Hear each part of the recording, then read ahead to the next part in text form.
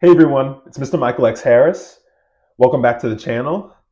And today we're going to be tackling the hot topic of Dragon Age, the Veilguard, BioWare's latest entry in the beloved fantasy RPG series. From its divisive trailer to its recent sales figures, this game has been a rollercoaster ride for developers and fans alike. So let's break down what happened and what it means for the future of the franchise. Let's get into it. So the Dragon Age series has a rich history spanning multiple ages in the fictional world of Thedas. The franchise began with Dragon Age Origins in 2009, set during the Dragon Age, which was named for the reemergence of dragons after centuries of believed extinction. The series has explored various conflicts, including blights caused by darkspawn, political upheavals, and magical threats across its installments. Dragon Age Veilguard, the latest entry in the series, was initially revealed with the trailer that sparked significant controversy among fans. The trailer showcased at Xbox Game Showcase depicted the game's companions in a lighthearted, Borderlands-esque manner.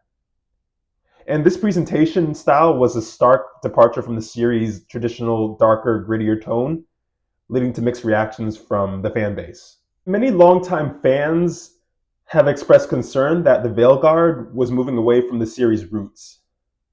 The trailer's tone was criticized for its irrelevance, which some felt inconsistent with the franchise's established atmosphere. The new art style described as more cartoony and colorful, and also it contributed to a very divisive reception. However, expectations and reality may not align perfectly. Despite the trailer's lighter tone, insiders have assured fans that the Veilguard maintains the gritty essence of Dragon Age in its gameplay. This disconnect between marketing and actual game content has left fans uncertain about what to expect from the final product. The controversy surrounding the Veilguard's reveal highlights a potential shift in BioWare's approach, possibly aimed at broadening the series' appeal. Some casual fans have speculated that the game might be attempting to present more of a power fantasy to attract a wider audience. This strategy, while potentially alienating some core fans, could be an effort to revitalize the franchise and adapt to changing market preferences. Now, many of you gamers may know already that Dragon Age the Veilguard was released on October 31st, 2024. And the game received generally positive reviews from critics with an open critic score of 79, placing it in the 79th percentile of games scored on the platform. And this indicates a pretty strong rating according to critics like OpenCritic, which is pretty interesting. Now, fan reactions have been mostly positive, with 70% on Steam, for Steam users giving the game a positive review. Now, on Steam, the game has garnered about 7,532 user reviews, earning it a mostly positive overall rating. Compared to previous titles in the series, the Veilguard's reception falls between Dragon Age Origins and Dragon Age Inquisition on the higher end, and Dragon Age 2 on the lower end. While it hasn't reached the same level of acclaim as Origins or Inquisition, it has been better received than the divisive Dragon Age 2. Critics have praised the game's combat system, visuals, and overall gameplay experience. PC Gamer described it as, quote-unquote, a genuinely enjoyable, gorgeous action RPG. Now, IGN has stated that the game refreshes and reinvigorates a storied series that stumbled through its middle years. However, some reviewers noted the game lacks storytelling, which is a common problem among many games, which many of you gamers may relate to, which we all know.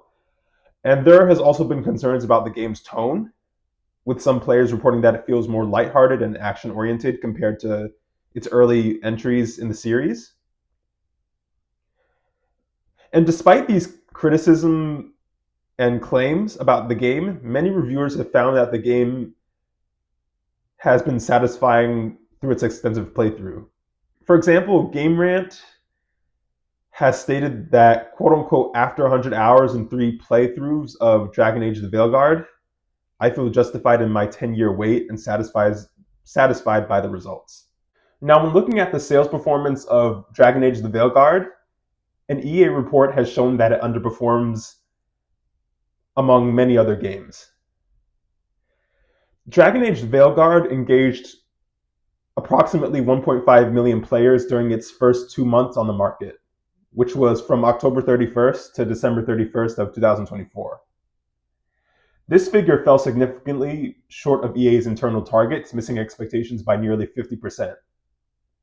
This suggests that EA had projected about 3 million players for the game during this period. It's important to note that the 1.5 million figure refers to the player engagement rather than direct sales. This metric likely includes players who access the game through EA Play Pro subscription service, and possibly those who played the free trial via EA Play. Compared to other recent RPG releases, the Veilguard's performance appears modest. While it debuted at number 6 on Circana's charts for top-selling games in the US within its first 3 days, the industry analysts suggest that it might struggle to reach the lifetime sales of Dragon Age Inquisition. The game's reception has been mixed, with critics generally giving a positive review, but this divisive reception has contributed to just low engagement among gamers. Now, when we take a look at how Dragon Age: The Veilguard is underperforming, there are many factors to consider, and one of them is competition. The RPG market has seen a strong competition, with titles like Baldur's Gate 3 and Hogwarts Legacy achieving much higher player counts among Steam and many other gaming platforms. And another factor to consider is the availability on EA Play Pro, which is EA's subscription service. Now, the game's inclusion in EA's subscription service may have impacted direct sales, as some players likely accessed it through EA's Play Pro instead of just outright buying the game. And another factor to consider is the impact on BioWare and EA. EA has revised its financial expectations downward, projecting a mid-single-digit decline instead of growth for the fiscal year. This has put increased pressure on BioWare to deliver successful titles in the future. And finally, the final factor to consider for underperformance is just storytelling. While its critics generally praise the Veilguard's combat system and just its overall visuals and performance, some noted that it lacked storytelling nuance of previous Dragon Age entries and titles. The underperformance of the Veilguard raises questions about the franchise's future. BioWare is currently working on the next Mass Effect game, but the pressure to deliver a hit like that has likely increased following the Veilguard's performance. But in conclusion, Dragon Age Veilguard, its underperformance seems to stem from a combination of divisive marketing, strong competition in the RPG market, and possibly a departure from what core fans expected from the series. But this has led to financial repercussions for EA and increased pressure on BioWare to make better projects in the future. But what do you think? Is this a financial miss, a sales miss, or does there need to be sort of like a change in who develops important gaming series like Dragon Age? Let me know in the comments. Also, if you enjoyed this analysis of Dragon Age: The Veilguard, like, subscribe, and stay tuned for more gaming insights and reviews. Take care and see you on the next step of our journey.